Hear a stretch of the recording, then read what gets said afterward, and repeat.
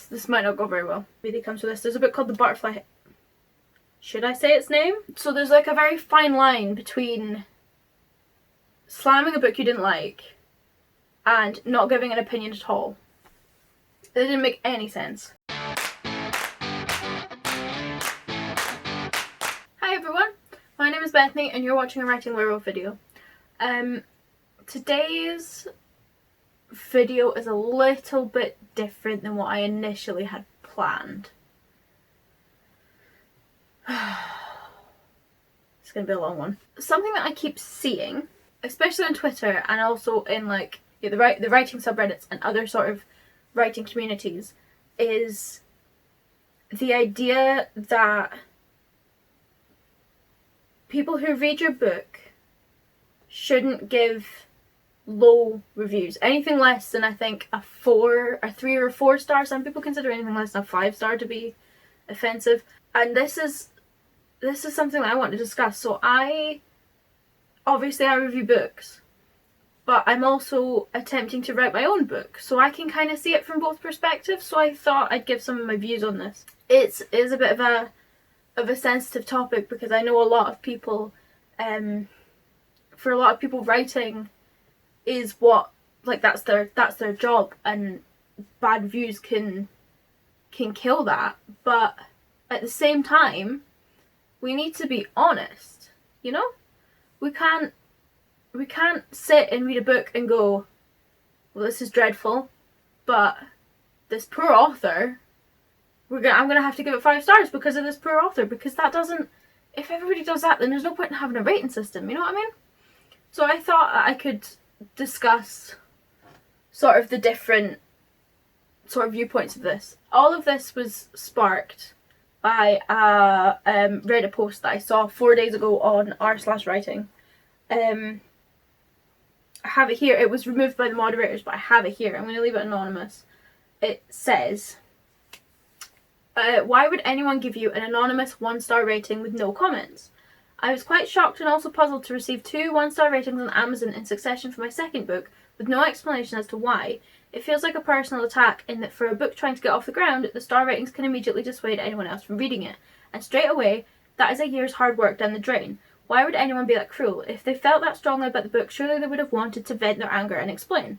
I know the book is grammatically correct, the writing and the story are good, brackets, beta readers told me, close brackets, and I have had a couple of 5-star reviews too, so what would motivate people to do this? Fair enough to give 3 stars if you don't like it much, but 1 star implies complete hatred of what I have written.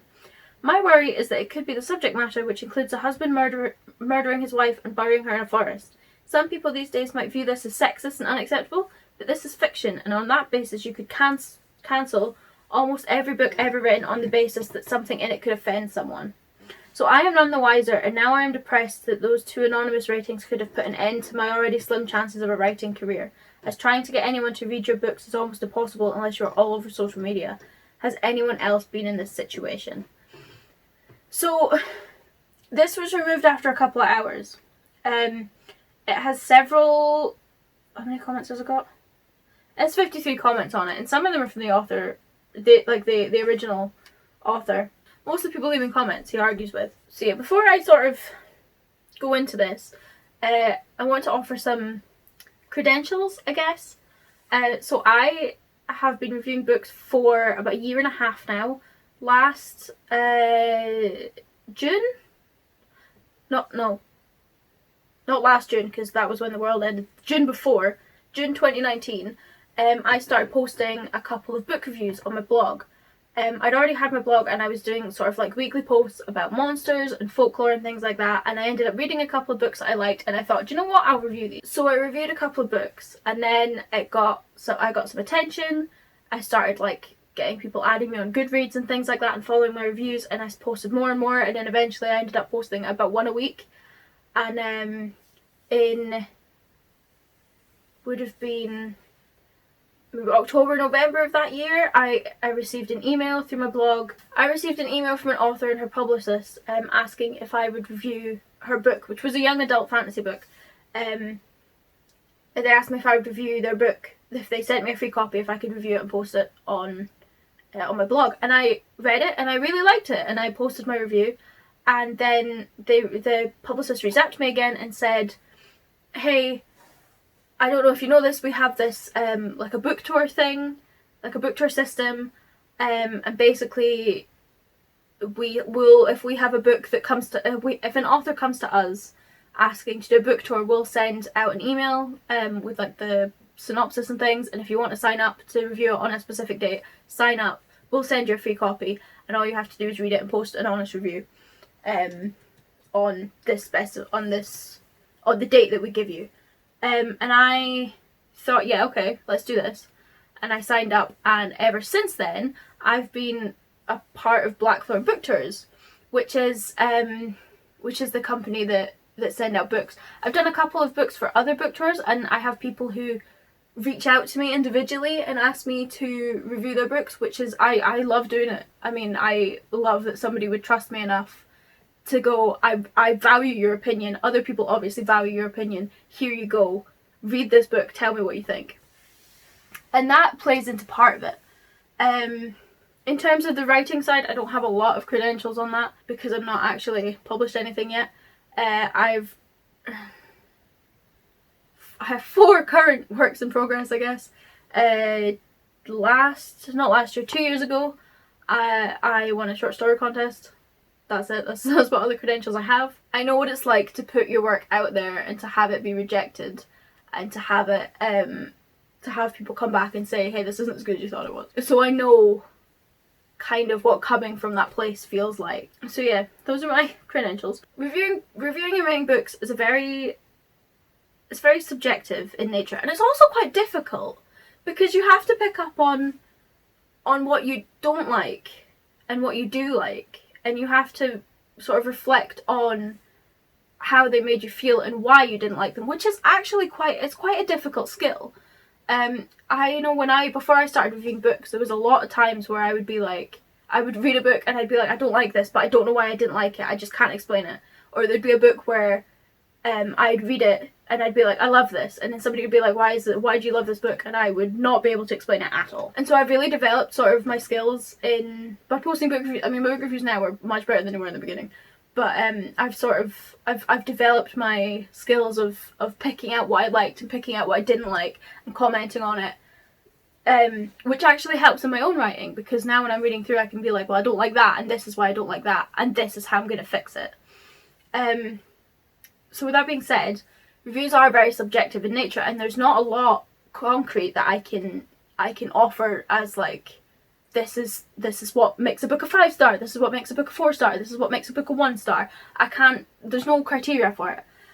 There are certain things that will weigh heavily towards like a better review, so things like storytelling. You can have the most descriptive prose, the most descriptive and beautiful prose in the world, but if I can't find the story, or if the story within the prose is boring, I'm not going to give it 5 stars. I might give it 3, I might give it 4, but it's not going to get 5 stars. It has to be captivating. I have to want to not put it down. I have to actively want to pick it up and read it again. Like, there's been books that I've read where I put it down and I won't pick it up again for another week, or I'll start reading another book on top of it, and that's not indicative of a 5-star book. However, if you can start off slowly and then halfway through get really interesting, and if I can't put the book down from that point, that's still captivating enough for it to be a 5-star review, provided there are other, factors strengthening that. It has to have a lot of emotional impact. So, for example, I just read the Vampire Academy series, which I will be doing another video on, but just as like a mini review. The first one I thought was average. I thought it was quite problematic in places. It had quite like a weirdly misogynistic like feel to it, and there's 6 books, and I read the first one took me a week, and I read the other 5 in like all throughout last week, because I was absolutely captivated by them, but it was because of the characters, and the ending was quite anticlimactic for me. Like, I didn't feel like it ended on a strong enough note, but I would still rate it highly because of the emotional impact the characters have had on me. Like, I've been trying to read another, I finished Last Sacrifice last night, and I've been trying to pick up and read another book, and it's not sticking because I keep thinking about these characters and this impact that they've had on me. And that's what pushes a book up is if I feel like I can't let it go, if I feel like I can't just turn to the final page and be done with it, then it's definitely up there. Also the journey. I just said that the Last Sacrifice was kind of anticlimactic, but that doesn't really matter as long as the journey is good. If you build your way up to something and then you don't pay off, it's normally not amazing. It's normally not amazing, but it is, provided the journey that the characters went on is good enough, I'm willing to overlook it. That's not true of everybody, of course, but you know. Narrative voice is also really important, because if I read a book and I don't like the narrative voice, I tend to not want to keep reading it. I tend to rate it slightly lower. But I don't mean narrative voice as in... This one's difficult because depending on what you mean by narrative voice, it changes things. But, you know, if you have a snarky protagonist, as with a lot of young adult books, if you have, like, a protagonist who's she thinks she's better than she is, she thinks she's amazing and everybody else is wrong and she's being falsely imprisoned or whatever, books like that I don't tend to like reading. If there's a lot of arrogance and it isn't justified, if you have a character that acts out in the same way, fine. If you have a character whose narrative voice is way more arrogant and obnoxious than they actually are when acting to other people, like when interacting with other people, it just doesn't work, and I tend to rank down for that. So those are the four main things that will weigh heavily, and those are the four main things I sort of base my reviews off of. There are things that will drag down a rating regardless of the rest of it, so things like if there's really bad or consistent grammatical errors the entire way through, that will not be a 5-star book for me.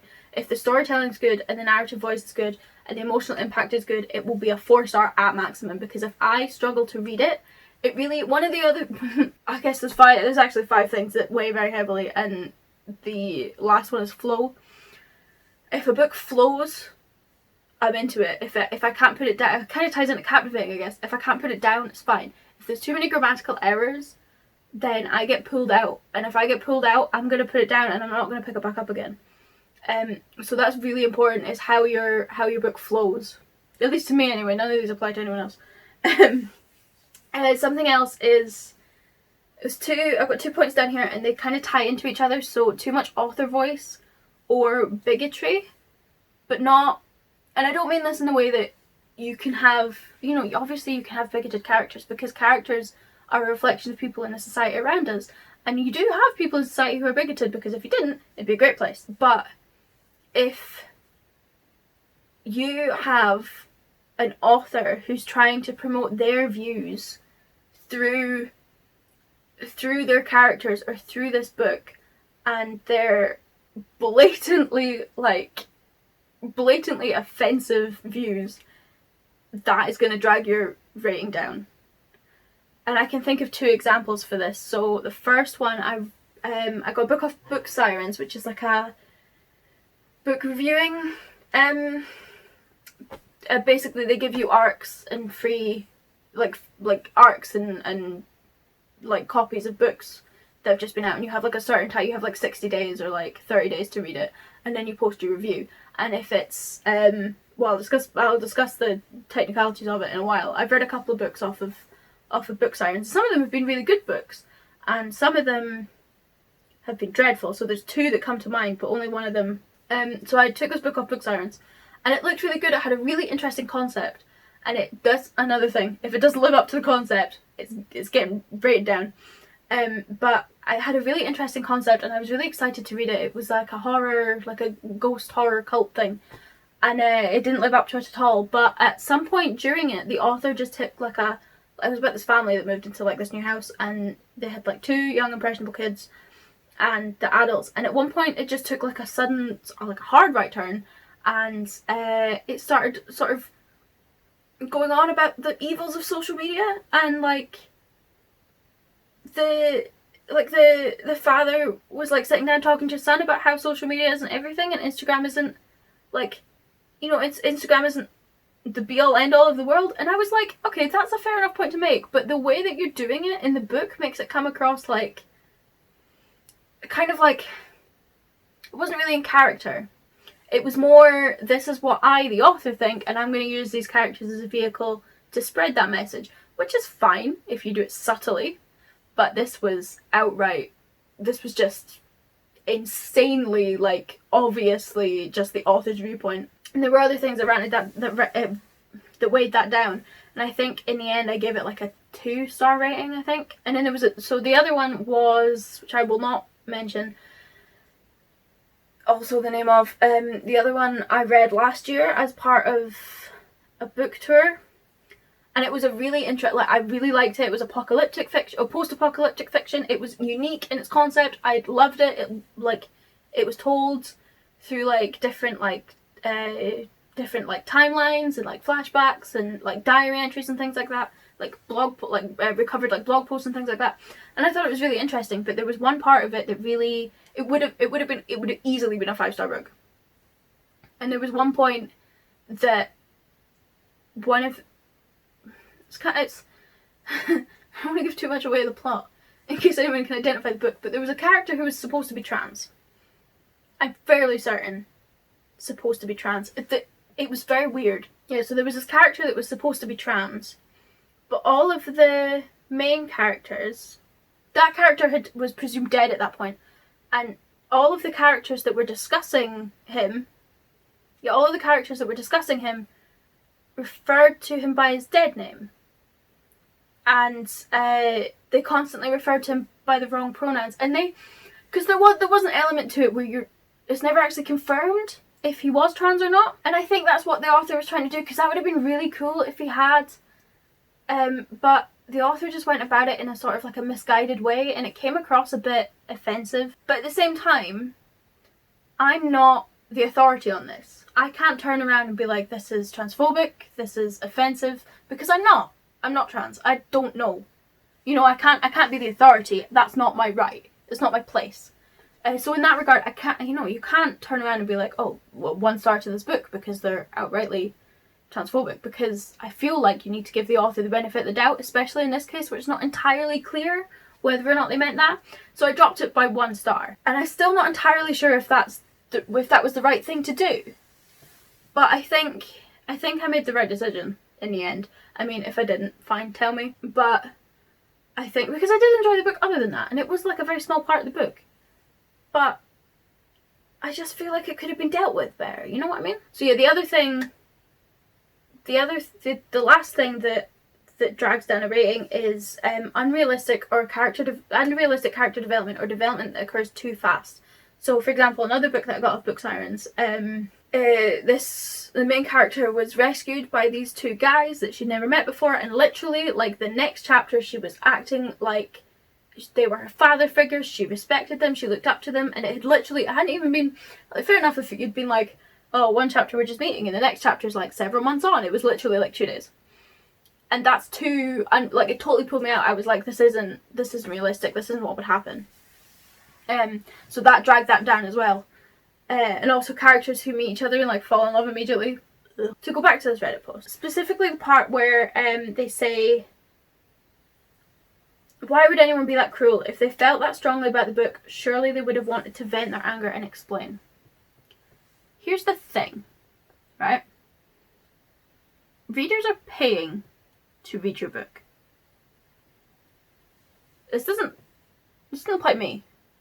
If you reach out and you're like, here's a free copy of my book, I want some publicity, review it, I tend to be more lenient, because there is a personal connection there. Even as tentative as it is, there is a personal connection there.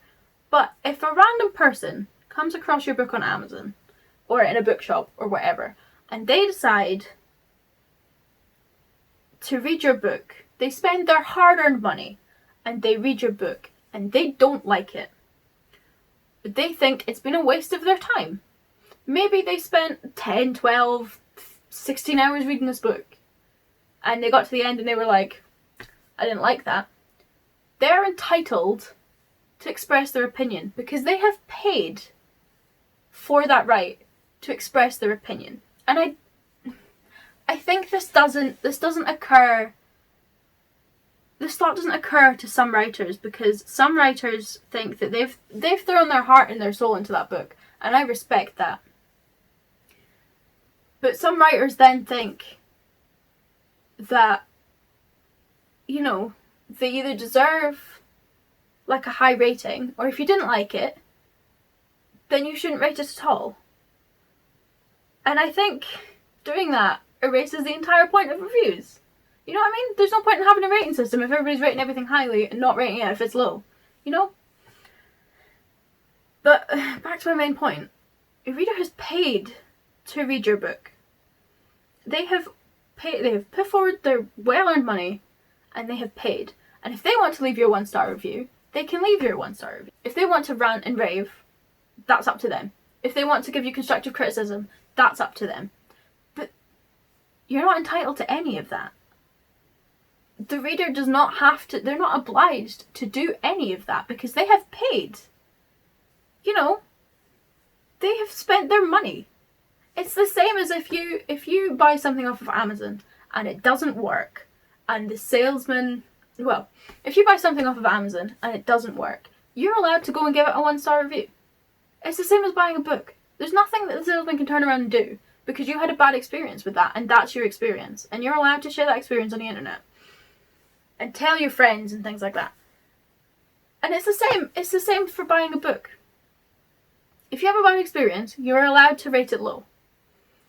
And if the author comes after you for that, that's their problem. Of course, then you come to the vision, because if you have paid a company, like a publicity company, to go out and to round up bloggers or to round up reviewers, to like send out free copies of your book to, and they're promising a review in exchange, they have to at least review it. There's a lot of like the book company that I work with asks that if you don't enjoy it, you drop out the tour and you don't post a review. And part of me is like, fair enough, because this author is paying for that review as publicity. But at the same time, they're paying the book company. They're paying the publicity company. They're not paying the reviewers. And this really this is something that I think about a lot. Because if I post too many bad reviews, this publicity company is not going to give me more books. You know, if I read, for example, I read a book last year or the year before that I absolutely hated. It was misogynistic, it was offensive, it was borderline xenophobic, and I plan to write a review and to do a video and absolutely slate it. And it's a published book, and I can do that because nobody's asking me, nobody's giving me a free copy. I went out and I bought that book with my own money, and I'm allowed to do that. But if the author had reached out to me and had said, look, can you read this book for me, I would be a lot more lenient with my review. I would obviously still post a review because that was my place. That was my part in the contract. In this agreement, they gave me a book and I would review it. That's the agreement.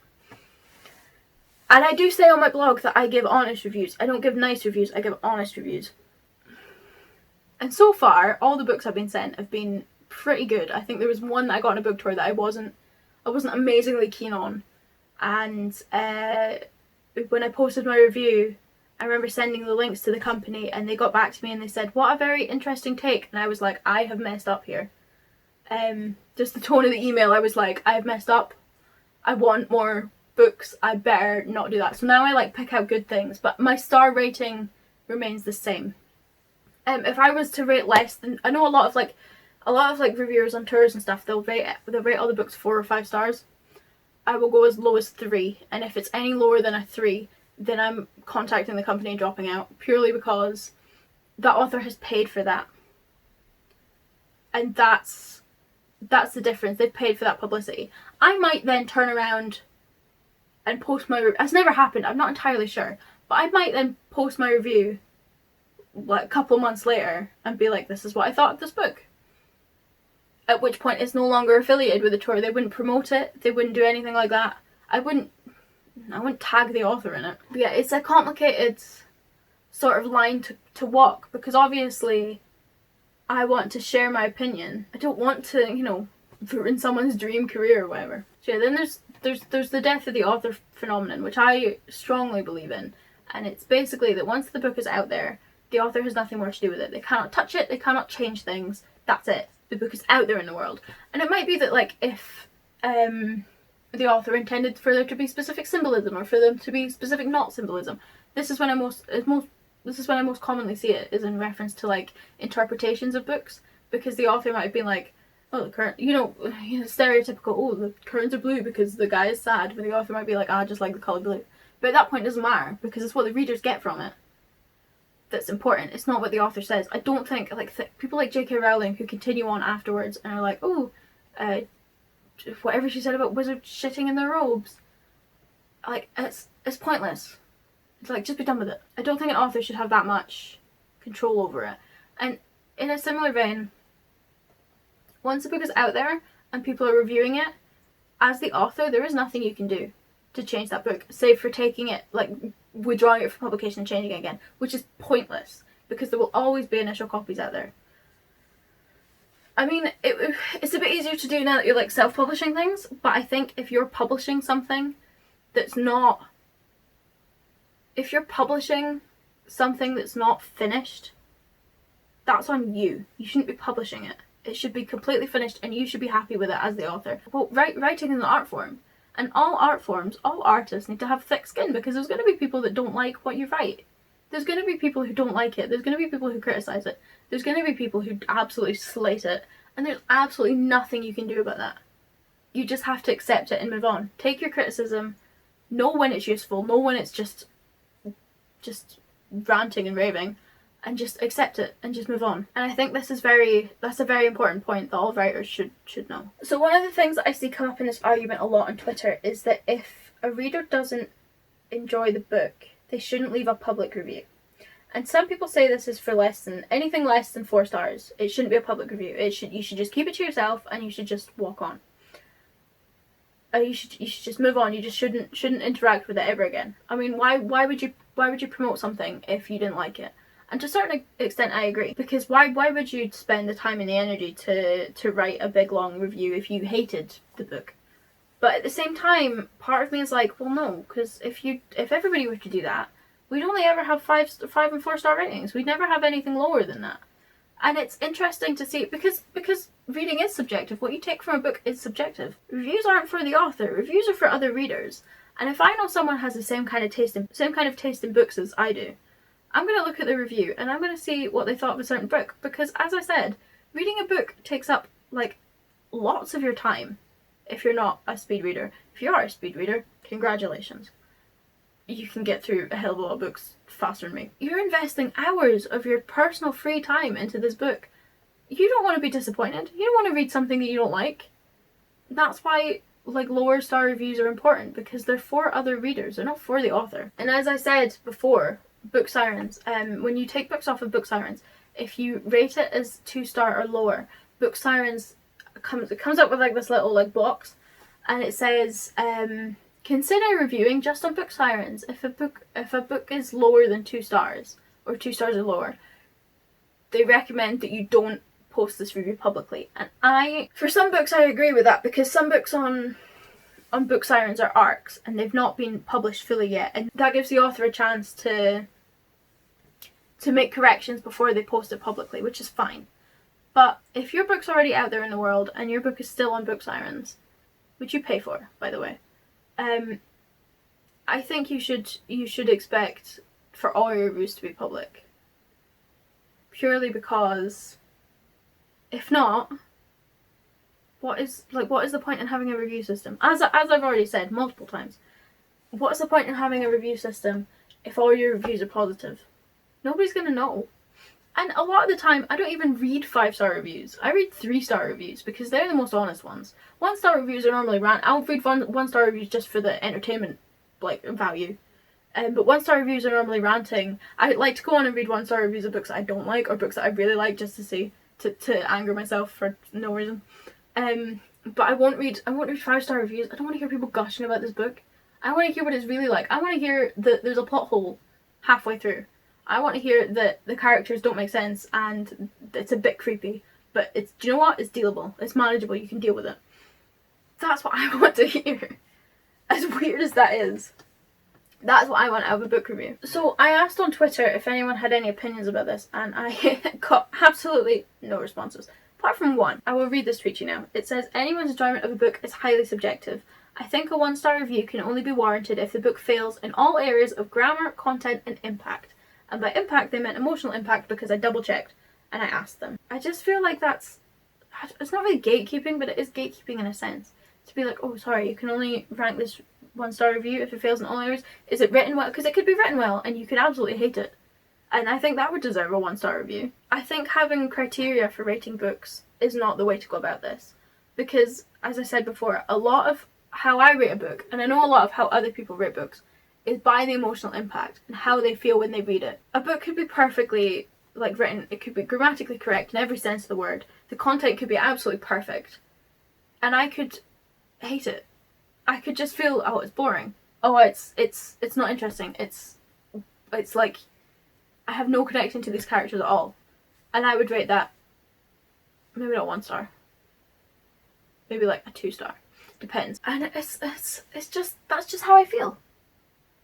I can't change how I feel about a book just to satisfy the author. I can't change how I feel about a book just to encourage the author to sell more. There are people that read my reviews every week. I see the same names popping up every single week, and I see the same amount of visitors to my blog every week coming to look at my reviews. And these people